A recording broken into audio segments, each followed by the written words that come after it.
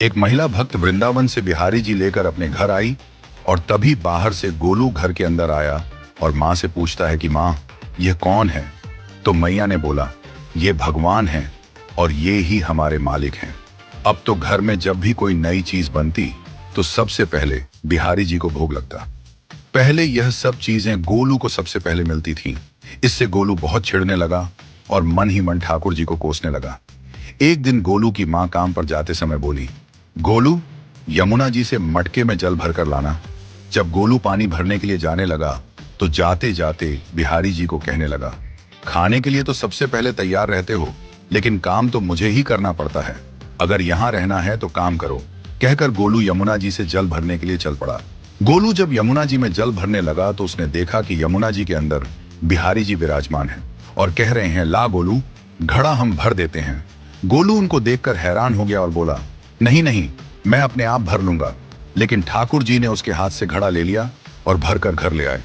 गोलू घर आकर डर रहा था कि अगर माँ को पता लगा कि मैंने ठाकुर जी से काम करवाया है तो आज मेरी पक्की पिटाई होगी। माँ ने घर आकर बिहारी जी को गीले कपड़ों में देखा तो एकदम से हैरान हो गई और कहने लगी कि गोलू, ये जरूर तेरी शरारत है, जरूर तूने ही इन पर जल डाला है।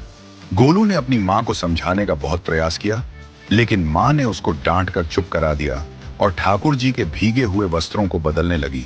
अगले दिन जब माँ ने गोलू को अनाज पिसवाने का काम दिया तो बिहारी जी फिर अनाज का कनस्तर ले आए और माँ को ठाकुर जी के वस्त्रों के ऊपर सूखा आटा पड़ा मिला। तो माँ ने फिर गोलू को डांटा कि तुझे पता नहीं कि ये हमारे भगवान हैं और तू भगवान के साथ शरारत करता है। आज तूने फिर इनके ऊपर आटा फेंका है।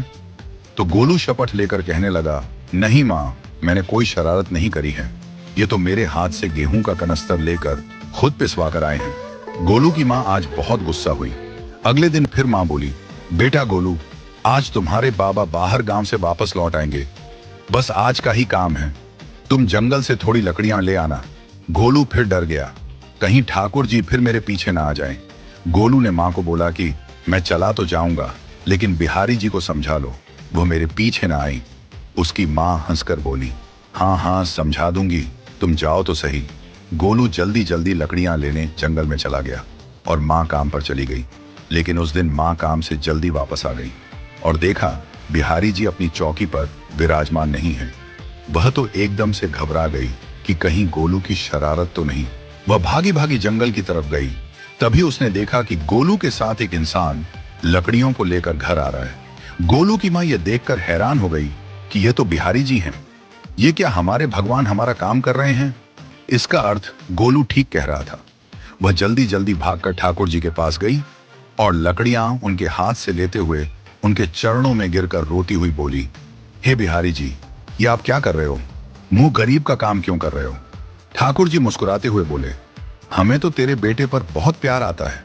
सब लोग हमें भगवान समझते हैं, लेकिन एक तेरा बेटा ही था जो हमको अपना मानता था। अपना मानकर वो हमें डांट भी देता था, हमारे साथ गुस्सा भी करता था, और जो हमें एक बार अपना मान लेता है तो हम उसके मान के लिए उसके ही हो जाते हैं।